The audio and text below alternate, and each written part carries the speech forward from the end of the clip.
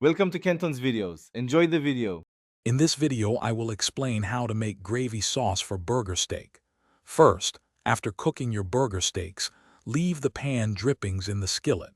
These flavorful bits are crucial for a delicious gravy. Scrape up all the brown bits from the bottom of the pan with a wooden spoon. This fond is packed with flavor and will be the foundation of your amazing sauce. Don't discard any of that goodness. Next, we'll create a roux, which is key for thickening. Add about 2 tablespoons of butter or oil to your pan drippings over medium heat. Once melted, sprinkle in 2 tablespoons of all-purpose flour. Whisk constantly for 1 to 2 minutes until the mixture forms a smooth paste and turns a light golden brown.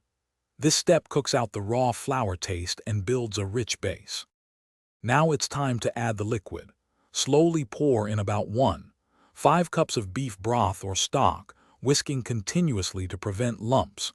Keep whisking as the gravy simmers and thickens to your preferred consistency. This usually takes a few minutes. Finally, season with salt, freshly ground black pepper, and a dash of Worcestershire sauce for an extra layer of savory depth. Taste and adjust as needed.